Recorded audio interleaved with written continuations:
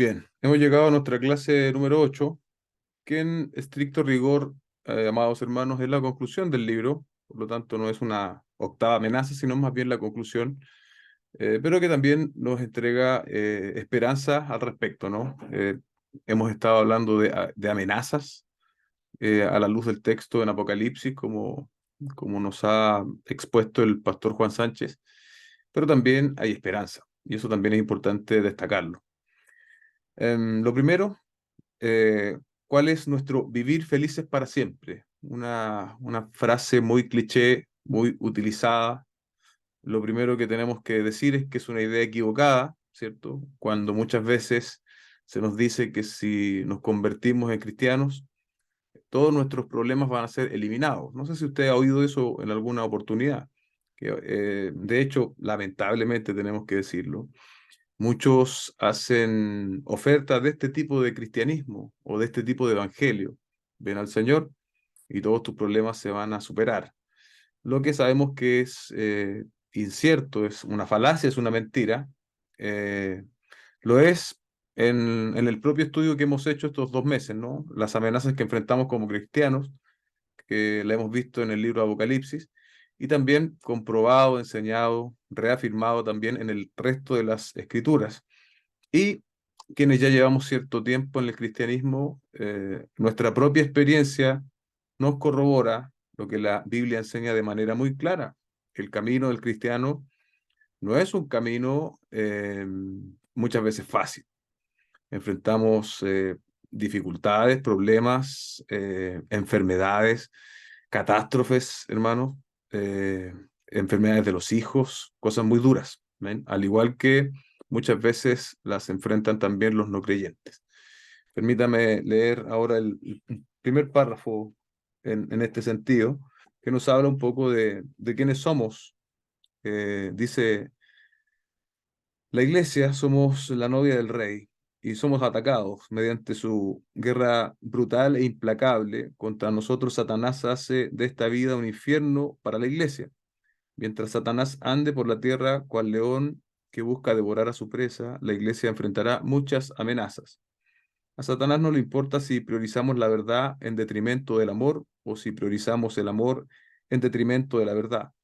Ambos extremos socavan el evangelio. Lo vimos en su oportunidad, ¿no?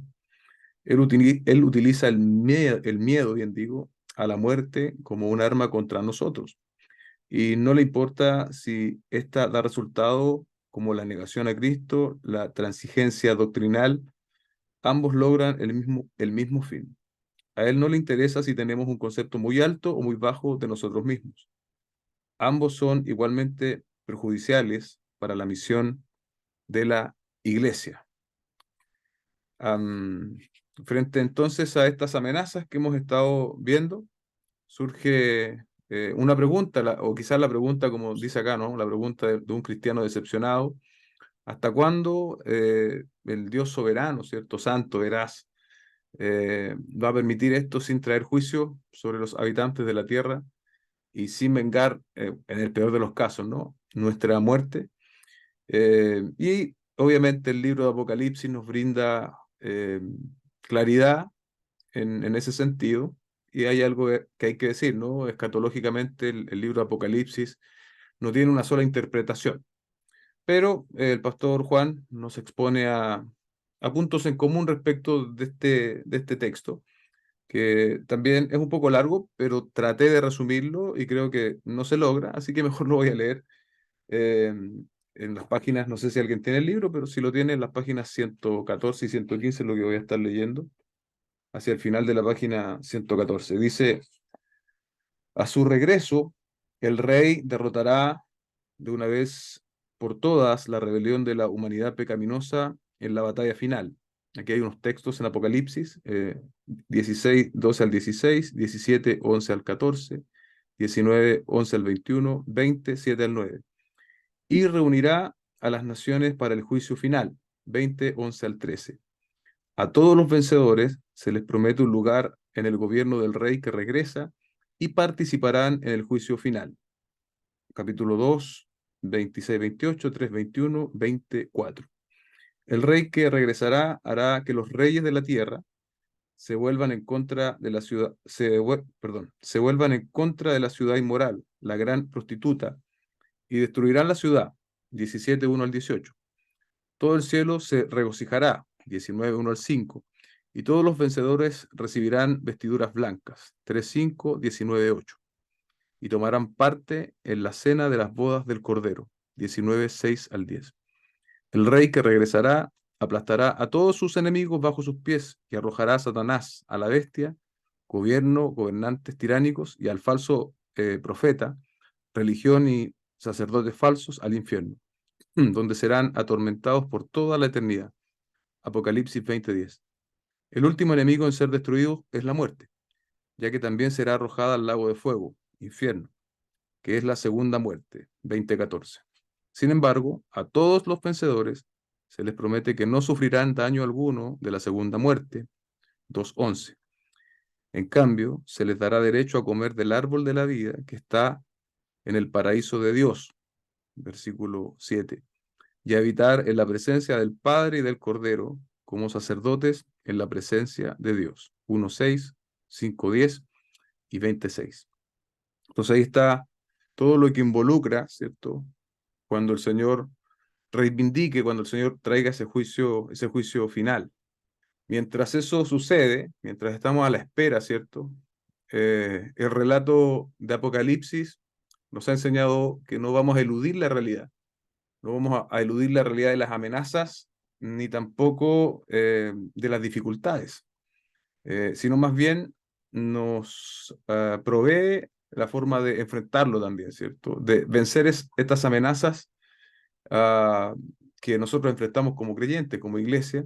Lo que tenemos que hacer es mirar a Cristo. Recuerda, esa es una idea constante durante el estudio. Miremos a Cristo resucitado, al que es veraz, al que es rey.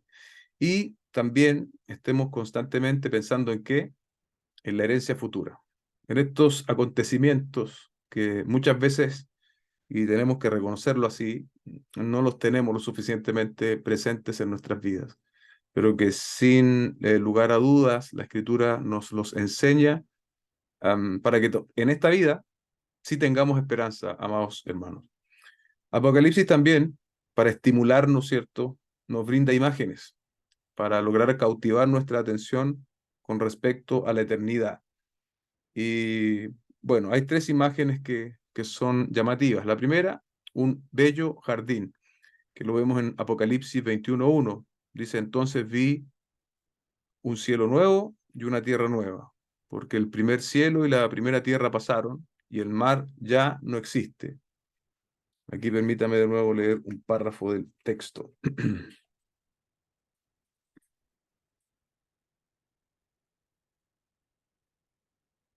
La descripción de este cielo nuevo y tierra nueva en Apocalipsis 22 tiene como propósito llevar nuestras mentes de regreso a la descripción del jardín del Edén en Génesis 1 y 2. Este es el nuevo Edén, será todo lo que se suponía fuera el primero y más. El río de agua de vida, vida eterna, saldrá del trono de Dios. Apocalipsis 22, 1 y 2. El árbol de la vida estará disponible para todos, incluso los gentiles. Verso 2. Y la maldición del primer Adán finalmente será anulada. Verso 3. Dios estará allí y todos los vencedores tendrán una comunión íntima con Él bajo su dominio, protección y cuidado. Sus siervos, nosotros, lo verán cara a cara y llevarán su nombre en la frente. Verso 4, 2:17 y 3:12. Ahí está un poco explicándonos, ¿no?, lo que involucra este cielo nuevo y esta tierra nueva. Cuando nosotros imaginamos en una escena que nos cautive o que nos impresione, bueno, acá en Chile hay muchas hacia el sur. Yo puedo pensar en montañas, en cascadas que me ha tocado ver, en lagos que son impresionantes.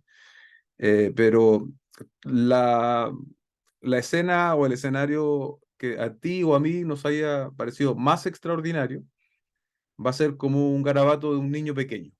Los que tenemos niños pequeños sabemos, los niños en la medida que van aprendiendo hacen unos dibujos sin mucho detalle, y dice, bueno, ese eres tú, papá, bueno, hacer una raya o dos ojos, una nariz. Así va a ser. Te imagines lo más hermoso acá en la tierra, bueno, un cielo nuevo y una tierra nueva va a ser con creces algo mucho, mucho, muy superior.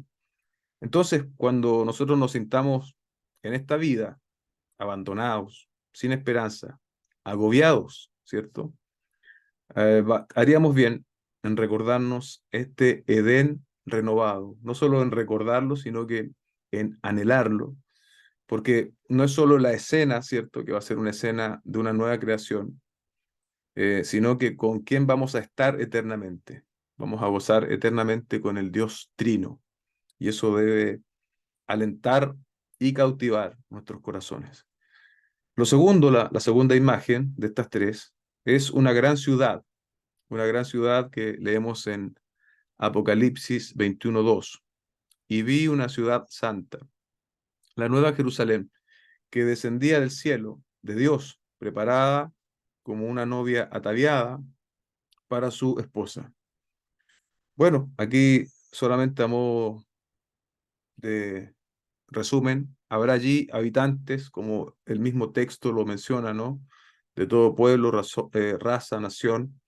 Nuestras iglesias, las iglesias locales, son un anticipo de lo que allí viviremos. Amén.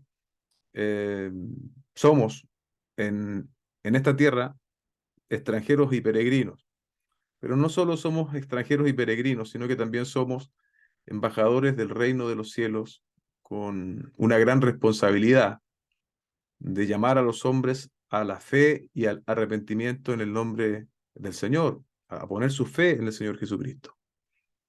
Y bueno, lo tercero es el templo de Dios. Finalmente, nuestra herencia eterna se representa como templo de Dios restaurado y renovado. Apocalipsis 21:3 nos dice, entonces oí una voz del cielo que decía desde el trono, el tabernáculo de Dios está entre los hombres, y él habitará entre ellos, y ellos serán su pueblo, y Dios mismo estará entre ellos.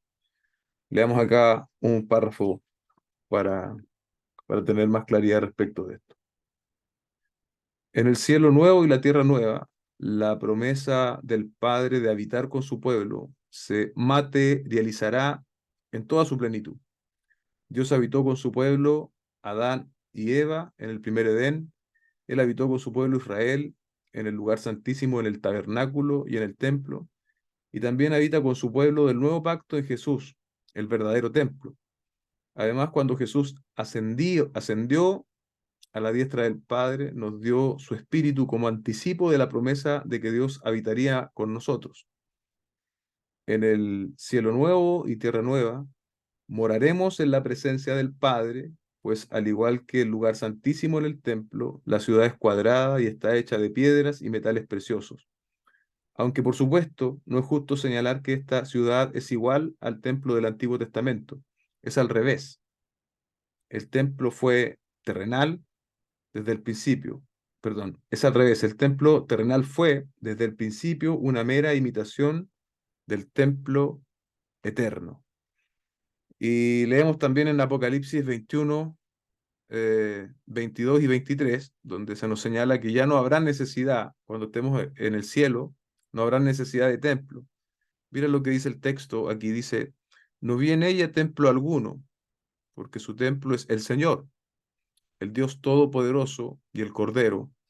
La ciudad no tiene necesidad de sol ni de luna que la iluminen, porque la gloria de Dios la ilumina y el Cordero es su lumbrera.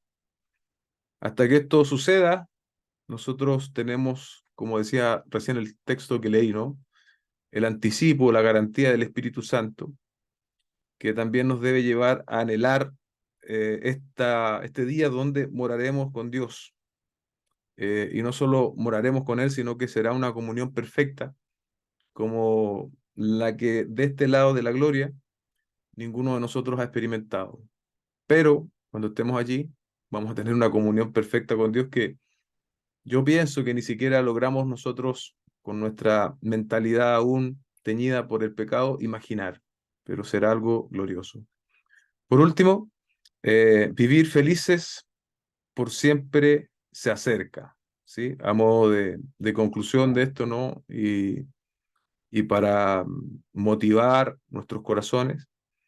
En resumen, de este lado de la gloria, seguiremos enfrentando sufrimiento, dolor, adversidad, y estas situaciones, en vez de hacernos temer, retroceder, debiesen llevarnos con mayor ahínco a las plantas de nuestro Señor Jesucristo.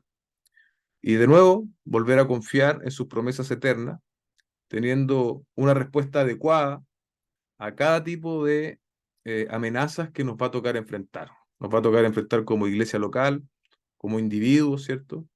Y lo que nosotros tenemos que hacer es dejarnos guiar por la palabra del Señor, de manera que no seamos cautivados, que no seamos derrotados por la amenaza que podamos estar enfrentando.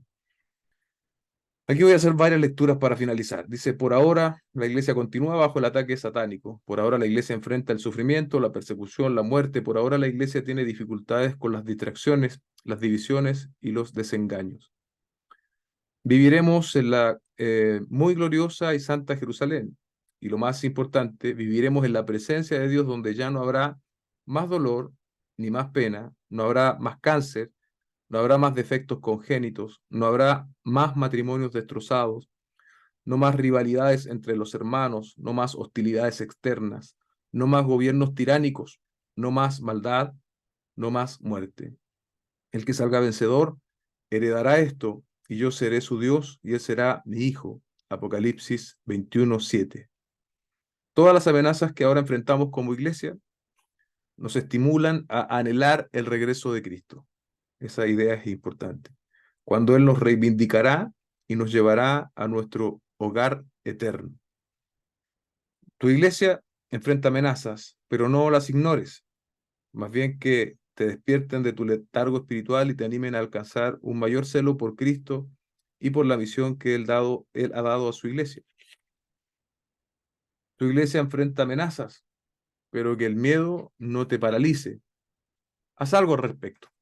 Determina cuáles son las dos principales amenazas para tu iglesia y luego considera en oración lo que debe cambiar. Una cosa es ver las trampas, pero ahora tenemos que dar un paso de fe y confiar en la guía para circunnavegarlas. Tu iglesia enfrenta amenazas, pero no te sorprendas. Jesús nos ha dado las palabras del Apocalipsis para mostrar a sus siervos lo que tiene que suceder sin demora, a fin de que las dificultades venideras no nos tomen por sorpresa. Podemos confiar en estas promesas porque las palabras de Jesús son verdaderas y dignas de confianza. Además, como el alfa y omega, el principio y el fin, el que inicia la historia y la concluye. Jesús es el Rey de Dios, soberano sobre toda la historia y cumplirá plenamente su santa voluntad. En esta vida no se nos promete un vivir felices para siempre, pero puedes estar seguro que nuestro vivir felices para siempre se acerca. Nuestro rey ya mató al dragón. Él regresará por su novia perfeccionada y nos llevará a casa. ¿Cuándo? Él vendrá pronto. Así que prepárate y ora. Ven, Señor Jesús. Hasta ese día, que la gracia del Señor Jesús sea con todos. Amén. Bien, iglesia, damos por finalizado entonces este estudio de este texto. Y bueno, veremos, aún no he definido el próximo texto, así que veremos a cuál vamos a estar abocados en lo que sigue. Damos por finalizado el estudio.